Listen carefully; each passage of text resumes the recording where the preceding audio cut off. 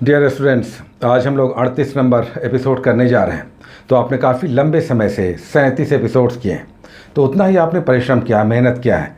इसमें याद रखना है, जो कुछ भी आपने पढ़ा है ये ध्यान रहे कि एग्जामिनेशन हॉल में कन्फ्यूज़न ना हो। लेकिन जब रिवीजन की कमी होती है तो एग्जामिनेशन हॉल में कन्फ्यूज़न होता है, और कई बार नर्वसनेस से भी। कई बार जब आप एग्जामिनेशन में जाते हैं तो इतना तनाव में जाते हैं, इतने दबाव में, कि वहाँ पर नर्वसनेस में भी, थोड़ा सा दबाव से भी मिस्टेक्स होता है, और कई बार आप जानते हुए क्वेश्चंस गलत कर देते हैं।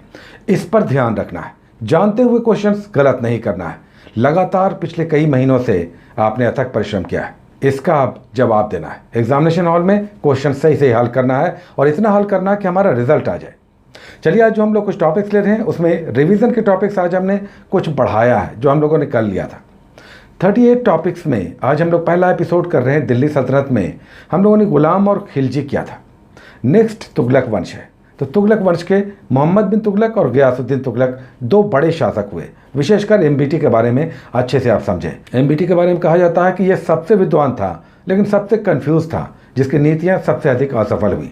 तो इसने क्या क्या अभियान किए, कौन कौन से सिक्के चलाए, किस तरह से अपनी नीतियों को चलाया, और फिर उसे वापस लेने के कारण सबसे विवादास्पद शासकों में से एक जाना जाता है। उसके बाद हम लोग आधुनिक भारत करते हैं, जिसमें हम लोगों ने कल स्टार्ट लिया था मॉडर्न इंडिया का। फ्रीडम स्ट्रगल हम लोगों ने 1885 से 1947 तक किया। हम लोगों ने अब मॉडर्न इंडिया, जो स्टार्ट होता है यूरोपियनों के आगमन से, या उससे भी थोड़ा सा पीछे जाएं तो मुगलों के पतन से, डिक्लाइन ऑफ मुगल्स, जिसमें औरंगजेब के बाद के जो परवर्ती 9 प्रमुख शासक हुए, उनके बारे में अलग अलग घटनाक्रम को समझना है। किस प्रकार नादिर शाह का आक्रमण हुआ, अहमद शाह अब्दाली का आक्रमण हुआ, ईस्ट इंडिया कंपनी आई, किसने रॉयल फरमान जारी करवाया, कौन कौन से युद्ध हुए इस समय, कुछ नई रियासतों का गठन हुआ, जैसे अवध का हो गया, कर्नाटक हो गया। ये सब कुछ महत्वपूर्ण यहाँ पर ऐतिहासिक घटनाक्रम देखने को मिलेगा। तो ये हम रिपीट कर रहे हैं, इसे आप फिर से करें। उसके बाद इंडियन ज्योग्राफी में हम लोगों ने सेकंड पार्ट किया था, भारत का भौतिक भूगोल। पहाड़, पर्वत, नदियाँ, प्रायद्वीपीय क्षेत्र, द्वीपीय समूह, ये सब आप भौतिक भूगोल में कर रहे थे। बहुत बड़ा टॉपिक है, आपने 2 दिन इसे किया है, एक दिन और कर लीजिए, क्योंकि इसमें बहुत बड़ा सेगमेंट है। पूरा हिमालयी क्षेत्र ही क्वेश्चन से भरा हुआ है। फिर आप दक्कन में या दक्षिण में आप आएंगे तो इमेंस नंबर ऑफ क्वेश्चन आपको दिखा देते हैं। तो बहुत बड़ा सेगमेंट है, आसानी से भाग जाने से काम नहीं चलेगा।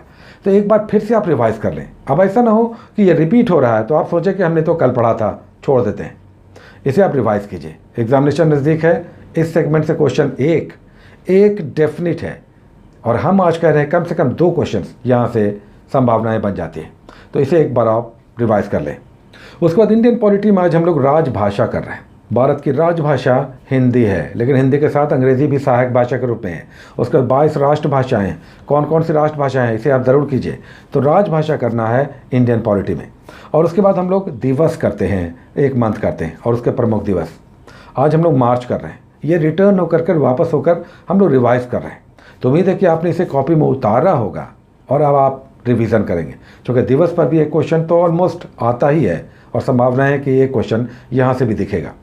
तो दिवस से आप करना है मार्च महीने के सारे राष्ट्रीय और अंतर्राष्ट्रीय प्रमुख दिवस। और अगर आपने इसे कॉपी में नोट किया है तो केवल दिन में 2-3 बार आप रिवाइज कर लें, कॉपी खोलकर उसे देख लें।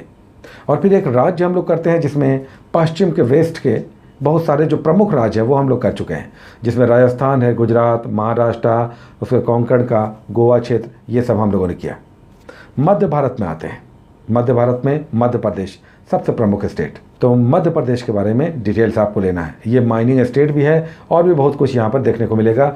हिस्टोरिकल, ज्योग्राफिकल और कल्चरल, तीनों पॉइंट ऑफ व्यू से मध्य प्रदेश इंपॉर्टेंट है। उसके बाद हम लोग स्पीडी से जीकेजीएस और साइंस करते हैं। आज हम लोग 73 और 74 2 पेजेस कर रहे हैं जीकेजीएस में।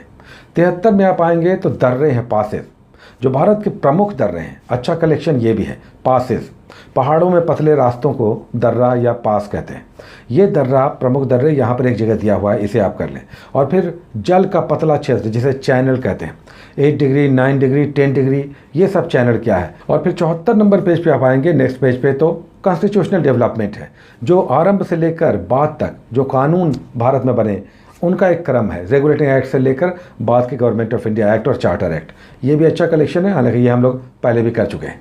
उसके बाद हम लोग साइंस के स्पीडी से भी कुछ पेजेस करते हैं, जिसमें 2 पेजेस आज हम लोग आरआरबी के वन लाइनर्स के रूप में शुरुआती पेजेस करते हैं, जिसमें आज हम लोग 56 और 57 2 पेजेस करेंगे आरआरबी रेलवे बोर्ड में आए हुए वन लाइनर्स। और अंदर के पेजेस में आप बीच में जाएंगे तो 155 और 156 2 पेजेस करना है, जिसमें से 155 नंबर पेज पे प्रमुख सिद्धांत हैं। आर्किमिडीज का सिद्धांत क्या था, न्यूटन का क्या सिद्धांत दिया, डॉपलर का क्या सिद्धांत है, ये तो हमें जानना चाहिए। अलग अलग जो प्रमुख वैज्ञानिक हैं उन्होंने क्या क्या सिद्धांत दिए, ये हमें जानना चाहिए। बर्नौली का थ्योरम, बर्नौली का प्रमेय किससे संबंधित है, एग्जाम में आ सकता है। तो ये भी आप करेंगे 155 नंबर पेज पे। और फिर नेक्स्ट पेज पे जाएंगे 156 नंबर पेज पे, तो आनुवांशिकी है, ग्रेगर मेंडल का हेरिडिटरी आनुवांशिकी का सिद्धांत समझना है। तो ये सब कुल मिलाकर आज आपको 24 घंटे के लिए रिवीजन के अधिकतर टॉपिक्स हैं, जो आपको अच्छे ढंग से छोड़ना नहीं है, रिवाइज करके और इसे 24 घंटे के अंदर कंप्लीट करना है। अच्छा ये होगा कि लास्ट मोमेंट में भी हम लोग उसी रफ्तार से तैयारी कर रहे हैं, बल्कि रफ्तार को हम लोगों ने बढ़ाया है। इसका बेनिफिट एग्जाम में मिलेगा जब आपका रिवीजन किया हुआ रहेगा और लास्ट मोमेंट का पढ़ा हुआ याद भी रहता है। तो होपफुली कन्फ्यूज़न आपको कम से कम होगा। Take care.